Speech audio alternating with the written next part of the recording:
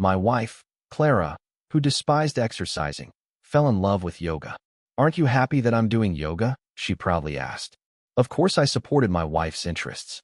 Until one day, I went to pick her up after class by chance and saw her and the male yoga instructor doing yoga completely naked. Standing outside the training room, my heart sank. I never expected my wife's yoga instructor to be a man. When she initially wanted to practice yoga, I only objected symbolically, considering she usually avoided any form of exercise. She convinced me by saying yoga would benefit our sex life and that it was to please me, so I reluctantly agreed. But I had imagined a female instructor. Seeing my wife engaging in intimate movements with another man in the training room made my blood boil. Just as I was about to burst in and stop them, my wife slipped and fell into the male instructor's arms. She lightly punched his chest full of muscles. "You did that on purpose." The instructor smirked. My wife stood up and asked, "Tell me, how many women have used this trick?" On hearing this, I was stunned. My heart went cold. She wasn't even angry, and she was flirting with the instructor. I felt a rush of betrayal, my fists clenched tightly. The instructor held my wife in his arms. "This is my job. I need to make a living." Clara pouted angrily. "Dirty thing, don't think you can come in without protection next time." At this moment, words couldn't describe my feelings. I looked around for something to use, wanting to beat these scumbags. But then I thought better of it. Going in now would only result in a big fight, ending with me brawling with that man and eventually getting a divorce. Wouldn't that be too easy for them? I forced down my anger and called out, "Clara, are you almost done with your class?" "Almost. By the way, my distant cousin is in town, and I want to treat him to dinner tonight." While talking, Clara mischievously glanced at the instructor. The instructor's expression changed dramatically. He pointed at himself, seemingly asking if she meant him. Clara nodded affirmatively, then made a gesture. "And honey, can you prepare a few extra dishes tonight? And wine and wine." The instructor mouthed urgently. Clara then instructed me, "Buy 2 bottles of good wine." I sneered. These scumbags really knew how to seek thrills. They wanted to provoke me in my own home. Fine. I immediately agreed. Leaving the gym, I went straight to the supermarket to buy wine. 2 bottles of good wine. I diluted 1 bottle with 80% water, greatly reducing its alcohol content. The other bottle I mixed with half a bottle of medical alcohol, prepared especially for her dear instructor. "So you love drinking, huh? Let's see if you can survive this." After preparing the wine, I bought a few pre-made dishes. "You think you deserve my cooking? You'll never have that chance again in your life. Watch how I play you both." Around 6:30 p.m., my wife returned with her so-called distant cousin. This distant cousin sure knew how to play the part, bringing a bag of cheap apples. "Honey, let me introduce you. This is my cousin, Roland." "Cousin, you didn't need to bring anything. Times must be tough for you." Clara and the male instructor were stunned by my words. They seemed to be wondering what hardship I was talking about. "Can't you see my designer clothes? Come on, don't just stand there. Have a seat." I invited Roland to the couch and poured him a glass of cold water. "Roland, it's almost Qingming Festival. Why did you suddenly come to the city?" Roland was clearly caught off guard by my question and glanced at Clara. Clara quickly smoothed things over.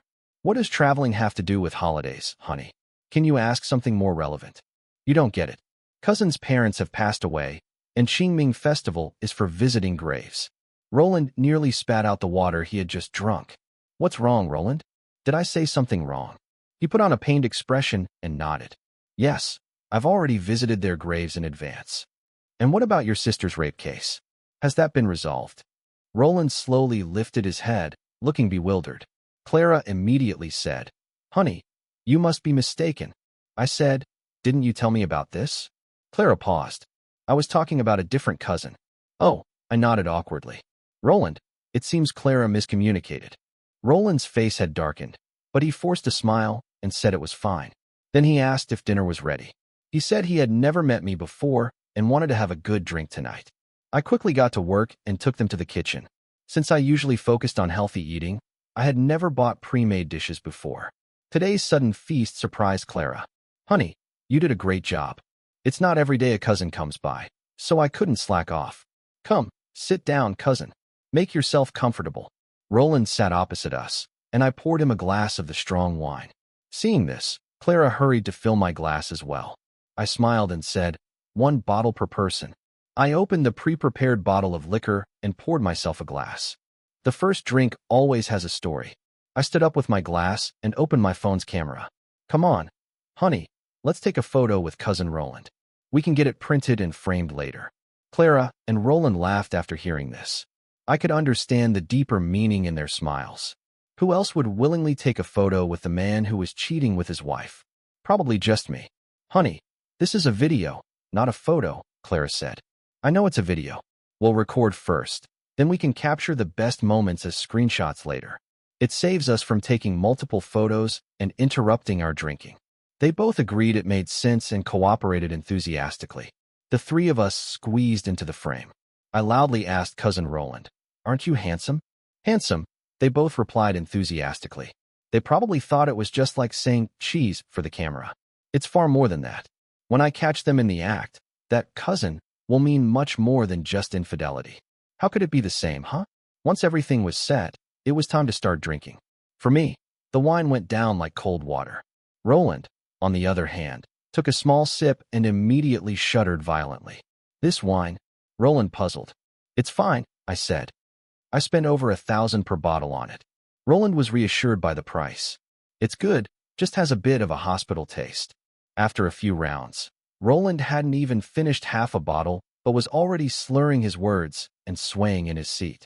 I played along, pretending to be tipsy as well. At this point, Clara suddenly said, "Honey, there's something I need to tell you." "Go ahead, dear. Speak your mind. Cousin is actually in some trouble and came to us for help. Isn't that right, cousin?" Clara looked at Roland, who immediately put on a poor show of acting. "That's right. Things have been tough lately. I had nowhere else to go and thought of my cousin Clara." He even teared up, whether he got too into character or not. "So Clara was suggesting I give money to support this gigolo? Honey, my cousin has been really good to me. He even saved my life when we were kids. When we were 7, we played by the riverbank, and I almost drowned after slipping in. Cousin Roland jumped in without hesitation to save me. Well, no problem. I'll help tomorrow. I'll find Cousin Roland a job." I cut Clara off quickly because her acting was so poor that I feared she might slip up unexpectedly. As soon as they heard about the job, they both started explaining urgently, especially Clara, who was the most anxious. "Honey, you misunderstood. Cousin actually wants to borrow some money to get back on his feet. Look at his clothes, all branded. He used to be a successful businessman, just recently fell on hard times." "Oh, I see. How much does cousin want to borrow?" Clara gave Roland a nudge. Roland gritted his teeth and said, 300,000. Clara looked disappointed. Did she think it wasn't enough? This heartless person. Doesn't she know how hard I work every day to earn money? Things are a bit better now, with around 10,000 a month coming in, but before I was really risking my life. Back when we first got married, her expenses were huge. To satisfy her need to keep up with others, I secretly worked as a water ghost for 3 months. This involved diving at construction sites to retrieve drill bits, earning 10,000 if I surfaced alive and 100,000 for my family if I didn't. Several times I almost died, yet even then, I named Clara as the beneficiary on my insurance policy. And this is how she repays me. "Honey, can you do it?" Clara eagerly asked me. I pretended to be drunk and boasted. 300,000 to start over? I'll invest 1,000,000. They were both stunned and then delighted. Clara was particularly surprised, not expecting I had that much money.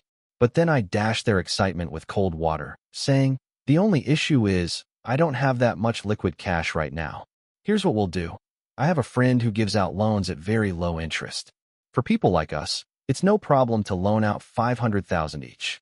I'll take a 500,000 loan in my name, and honey, you can take another 500,000. That should be enough." As soon as they heard loan, their expressions soured. To be precise, they were disappointed. Roland mumbled, "Loans aren't safe, are they?" "There's nothing unsafe about it. That guy and I grew up together, cousin. I'm not bragging, but even if you can't repay him, he won't come after you. Our friendship is solid. I'll even guarantee the loan for you." Anyone who's ever taken a loan knows that if the borrower can't repay, the guarantor takes on all the pressure. Roland quickly agreed. Clara's mouth slowly curled into a smile. I kept smiling as well. The fish had bitten. After we had settled the important matters, Roland began to frequently toast me. The guy could hold his liquor and only passed out after finishing the bottle. I helped him to the guest room to rest, and while cleaning up the dishes, Clara told me she felt dizzy and wanted to rest too. I let her go, knowing she would feel dizzy because I had slipped some sleeping pills into her drink. Once I was sure they were both asleep, I sneaked Clara's phone out. I found her chat history with Roland. The messages were explicit. These two had started their affair from the first date. They exchanged money and even went to a hotel that night. Clara frequently sent provocative photos, and he reciprocated with images of his abs and thighs. There were also numerous hotel room numbers provided by Clara. They had hooked up in hotels at least 10 times in a month. She wasn't practicing yoga to please me. It was always Roland who was getting satisfaction. Grinding my teeth, I took screenshots of all the chat records. Then, I stormed into Clara's room and slapped her 5 times hard. She gradually opened her eyes. "What's wrong, honey?" "Nothing, just mosquitoes." She fell back into a deep sleep. I repeated the process in Roland's room, punching him as well. Even after beating them, I didn't feel satisfied. Hitting them while they were half asleep didn't feel fulfilling enough. As I thought it over, an idea struck me. I dragged Roland into our bedroom. After closing the door, I messed up the living room and then lay down on the couch. Early the next morning, I gathered my strength, swung my arm wide, and rained slaps on both their faces until they woke up.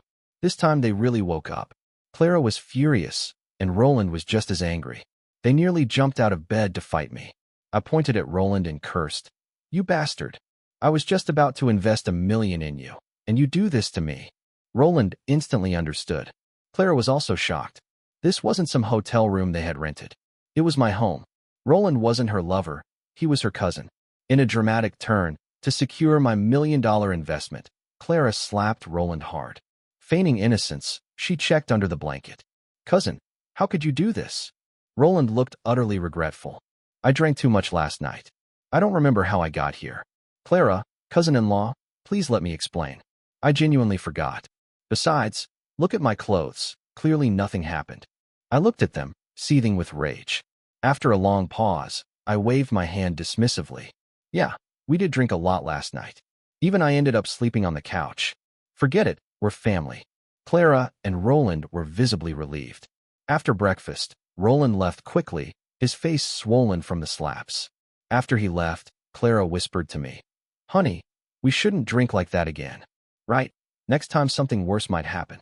Clara added, "So, about the money for cousin, we still need to invest." I said, "I think your cousin has potential. If he succeeds, we might even get a share." Clara couldn't hide her happiness and immediately took me out to get a loan. I wasn't lying. I did have a childhood friend who worked in loans. I secretly messaged him last night, asking him to refuse a loan request due to insufficient credit. Even as a guarantor, he should find a way to make them sign and then remove my name. Loan officers know how to handle these things, no need to teach them. My friend asked what was going on, and I honestly told him I had been cheated on and wanted to punish the adulterers. He was furious and promised to handle it. When we went for the loan, Roland came along as well. Upon hearing that my credit was insufficient, Clara was puzzled. "Honey, you've never taken a loan before. How come your credit is bad?" I pretended to be equally perplexed. My friend quickly explained, "Technically, it's not really about credit.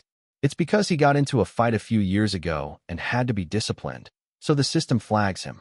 Clara nodded suspiciously, as if trying to recall when I had fought. Roland, standing beside us, said disappointedly, "So we can't get the $1 million loan then?" "$1 million? That's easy. Just give me both of your IDs to check." They hesitated but eventually handed over their IDs. The so-called system easily approved them. My friend said to them, "Each of you can get a limit of $1.5 million. How much do you want to borrow?" $1.5 million? I thought we could only get $500,000. "Most people can only get $500,000, but Ken is my buddy, so I can use some channels." Of course, the system has to approve it. If Ken doesn't pass, there's nothing I can do. I almost couldn't help but give my friend a thumbs up. That explanation was brilliant. "Why don't we each borrow $500,000? Roland asked Clara. Clara didn't hesitate and nodded, but my friend immediately reminded them. The interest on $500,000 is quite high. It works out that borrowing $1.5 million is actually the best deal, almost like a housing fund loan. "But I don't need that much." Roland seemed unsure. After all, who normally has $1.5 million lying around, let alone in loans? Unexpectedly, my friend joked with him. Why are you so afraid? With a job, there's nothing to worry about. Just go for it. Clara, hearing this, also found it reasonable. Clearly planning to screw me over, she nudged Roland. Cousin, haven't you always wanted to open a gym? Since my husband supports you, just go for it. Honey, if we borrow $3 million, can you handle it? I pretended to hesitate, rubbing my forehead, and acted like I was making a big decision. I can handle it. Seeing cousin dressed in all those brands, he must have a knack for business. Cousin, don't forget to give me a share of the profits when you make money. With the atmosphere built up, Roland was already riding a tiger, unable to back down. It was clear he was hesitant. Only Clara, blindly in love, believed in her lover's ability without question. She even suggested opening a gym. Gyms often fail, and even selling the equipment later would be tough. But that was perfect for my plan. If they didn't squander the money, my revenge wouldn't be meaningful. Roland finally signed a contract. He and Clara each borrowed $1.5 million. They watched me closely as I signed the guarantee section. After the contract was completed, they carefully reviewed it once more before leaving, satisfied. Later, I secretly asked my friend, who told me the pen I signed with had disappearing ink. That's why he kept reminding me not to press too hard, ostensibly to avoid tearing the paper, but actually to leave no trace. The real show was about to begin. That afternoon, after finishing work, I returned home to find Clara was not there. I could guess where she went. I urgently needed to capture evidence of their affair. The more explicit, the stronger the impact of their incestuous betrayal. It would ensure those two scumbags were utterly disgraced. Last night, I secretly installed a hidden app on Clara's phone.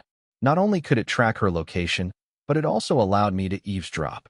Finding her was easy. She was at a cafe. Clara was indeed discussing opening a gym with Roland. Clara, I think opening a gym is the best option.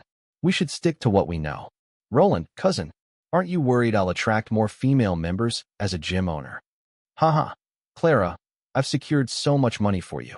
If you mess around again, I'll cut off your manhood. Humph. Roland, all right, we'll open a gym then. Honestly, babe, is your husband stupid? He agreed to guarantee a $3 million loan for a distant cousin he's never met. You don't get it, Ken always does what I say. If he hadn't agreed, I would have thrown a fit, and he would have caved immediately. Trust me, that guy is a fool. He even worked as a water ghost behind my back once. A water ghost? Damn, is he suicidal? Huh? It was all for me, Roland. Haha. I almost feel guilty taking advantage of such a good man's wife, Clara. Oh please, you can't even walk past a woman without hitting on her. Feeling guilty? Are you? Guilt is one thing, but sleeping together is another. Cousin Clara, tonight, I want you. Hey, calling me cousin is quite thrilling.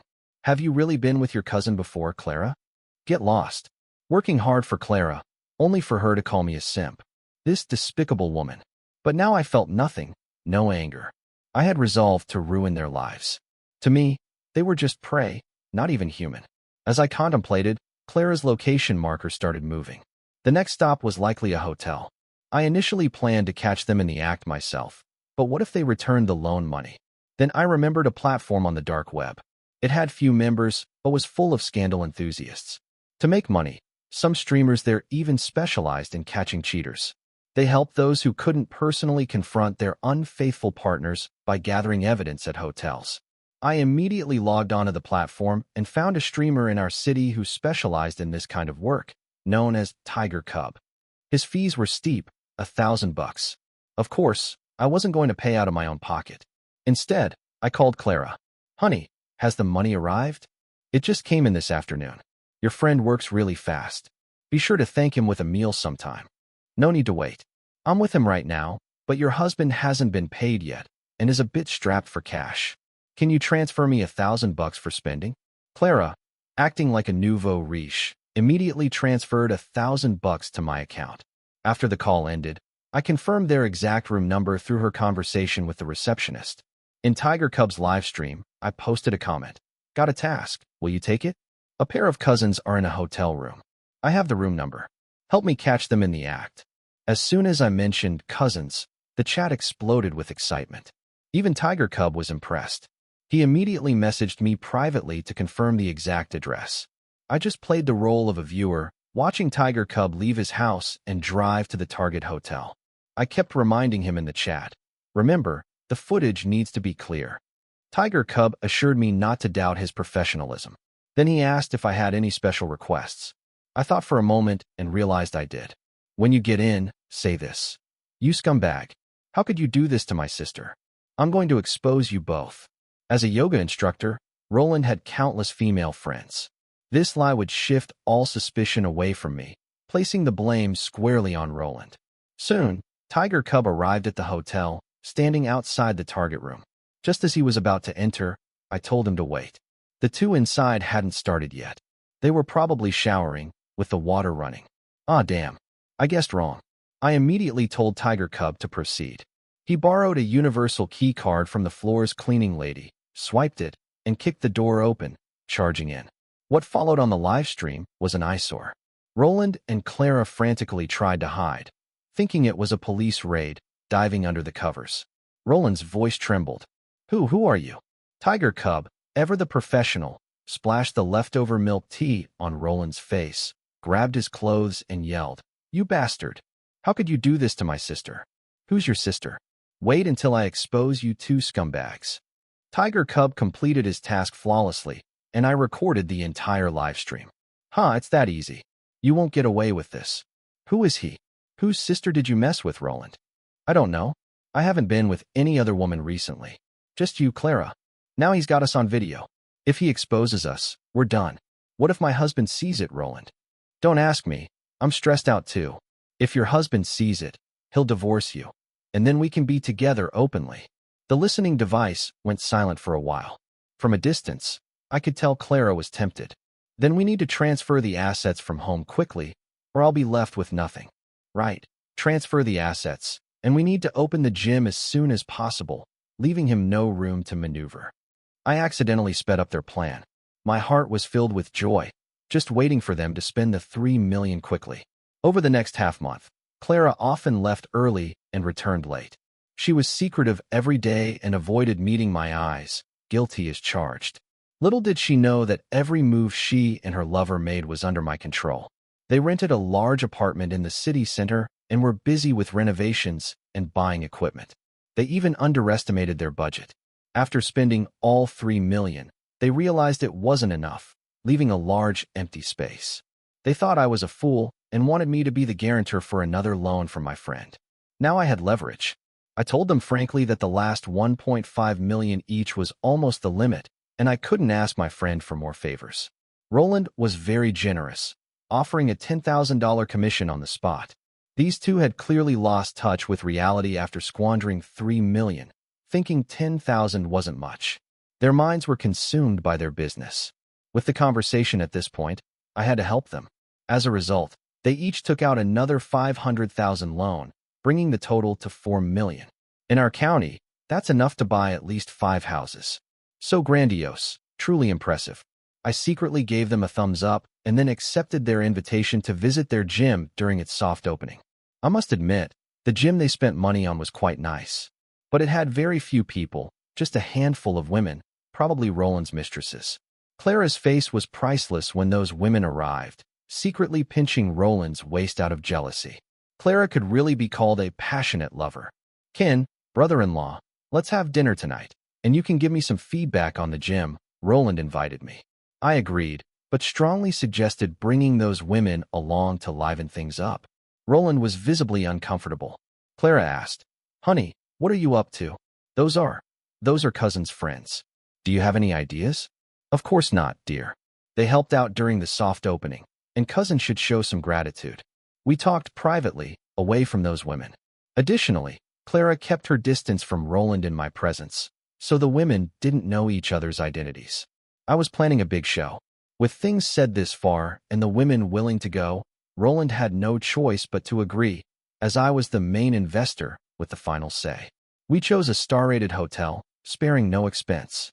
Our group of 8 ordered a table full of dishes, with the bill likely exceeding $10,000.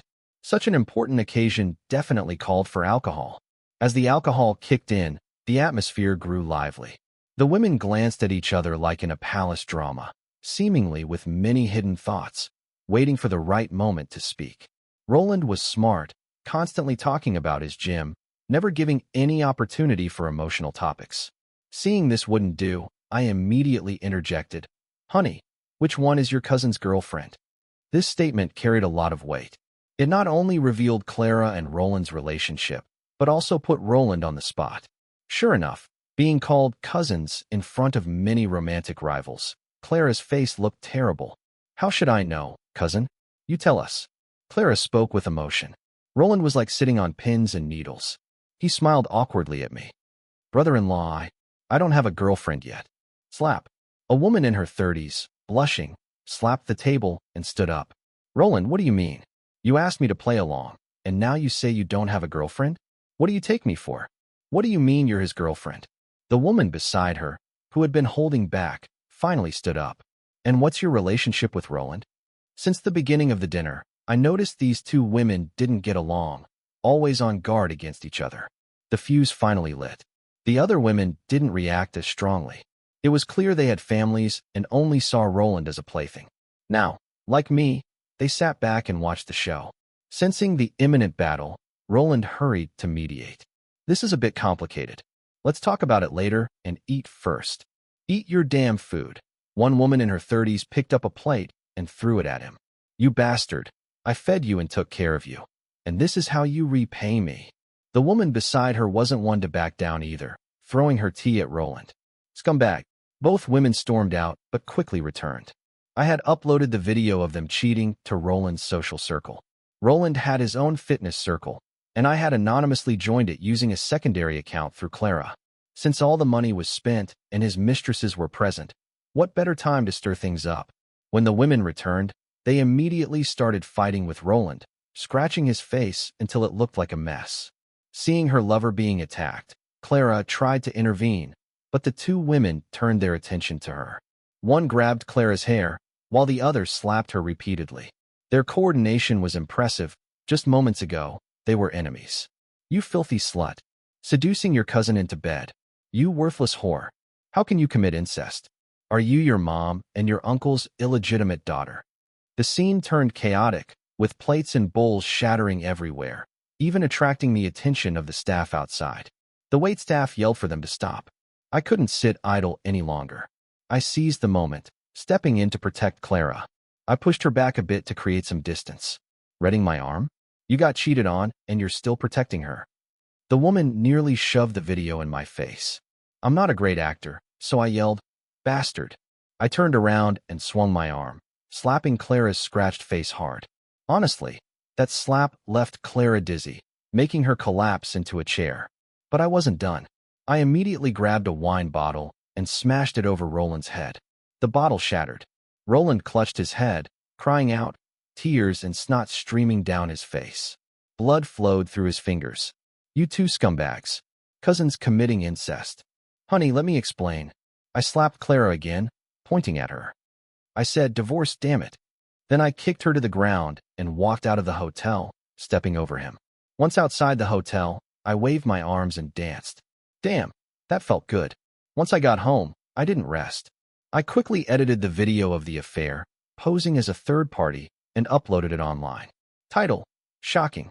Cousins from the city caught in bed together. As soon as the video was uploaded, major bloggers rushed to repost it. Some even begged for the uncensored original video. The main thing was to keep the hype high. The gossip didn't make it to the trending list, but quickly spread across various short video platforms. Many people recognized Clara and Roland. Among them were a few of my friends, who immediately called to ask what was going on. I told them I had no idea and that I had already decided to divorce Clara. Clara's parents even came to see me that very night. The elderly couple, with tears streaming down their faces, almost knelt before me, trying to atone for their daughter's sins. These two weren't easy to deal with. They had demanded $500,000 as a dowry, and I rarely visited them throughout the year because they never treated me well. Now they were kneeling, begging for my forgiveness. I simply sneered. "Uncle, Auntie, Clara's infidelity means she should leave the marriage with nothing. You should prepare to return that $500,000 dowry to me as soon as possible." The old couple were stunned and at a loss. At that moment, Clara returned, only to face a double assault. Her parents hit and cursed at her, calling her a disgraceful, shameless harlot. They even demanded to know which cousin she was with, as they had no idea. After a night of continuous beatings, Clara's mental state collapsed. She pushed her parents away in a frenzy. I love cheating. I love Roland. Roland is not some cousin, he's my lover. Are you satisfied now? Misfortune has befallen our family. Clara's parents looked like they wanted to die, but Clara remained indifferent, her eyes cold as she looked at me. I deceived you. Let's get a divorce. Of course we're getting divorced. I acted even colder than her. But then I added, return the 500,000 dowry I paid when I married you, without missing a cent. I don't have money right now, but I'll return it when I do. Sign the agreement first. Clara had prepared well. She had already drafted the divorce agreement. I glanced over it. Clara was to leave with nothing, and the 500,000 dowry would be returned later. No problem, so I signed it. Then Clara abandoned her parents and left alone. It puzzled me. Those were her parents, not mine. I promptly kicked them out too. Finally, some peace at home. Clara and Roland, in their foolishness, decided to officially open the gym during such a high-profile scandal. As expected, netizens quickly dug up the affair and organized a boycott. Their painstakingly assembled gym faced a disastrous opening. The scandal was so severe that the landlord preferred to pay a $50,000 penalty to break the lease with them. Clara and Roland even begged the landlord, but he remained unmoved. In the end, less than a month and a half after opening, the gym failed. No one wanted to buy their used equipment, finding it disgusting and tainted. They were left with a $4 million debt. Oh, and my 500,000 dowry, of course. Before the repayment date, Clara didn't contact me. After defaulting, she was warned by my friend and urgently called me. Ken, did you tamper with the contract? No. What contract are you talking about? Stop pretending. The loan contract. You were the guarantor. Why is your name not on it now? Clara, don't falsely accuse me. When was I ever a guarantor? Clara was stunned on the other end of the phone. Ken, you tricked me. Did you plan all this to deceive me? I don't know what you're talking about. Goodbye. I hung up mercilessly. Immediately, I sold my house and moved away. I didn't want this crazy woman bothering me. One bite from her, and I'd be in trouble. But I didn't give up on the 500,000 dowry. I took her to court. Given we had lived together for years, the court awarded me 350,000. I was satisfied with that. It was better than nothing. But the problem was, Clara couldn't pay. They still had the huge loan to repay. I'm a kind person and can't bear to see others suffer. So I bought her parents' house for 350,000. Clara sent her parents to a cheap nursing home. Not long after, I heard that Clara's mom hanged herself, unable to bear the humiliation. Even elderly people nowadays use the internet. Some old men in their 70s and 80s gossiped to Clara's mother, and she couldn't endure the constant teasing about her daughter's scandal. Then her father, driven by grief over his wife's suicide, drowned the gossiper in a toilet. Now he faces life in prison. Clara became an orphan. However, that wasn't the worst part. The worst part was the loan. The interest compounded, making it impossible to pay off without significant means. I heard that Clara turned to the sex industry to try and fill the financial hole, but half a month later, she was found dead in the street. The police quickly identified Roland as the prime suspect. Through their investigation, Roland was arrested, and as Clara's ex-husband, I cooperated with the investigation. In the detention center, I saw Roland. The once vibrant, muscular young man was now emaciated. I offered him a cigarette and asked what happened. He said he became a male escort to make money, but he was victimized and got addicted to drugs. Under the dual pressures, he gave up on life. But before dying, he felt that Clara was to blame for everything and wanted to take her down with him. So that's what led to the events that followed. After hearing this, I found it incredibly satisfying. I gave Roland a big thumbs up. Well done. A man should always seek revenge, just like me.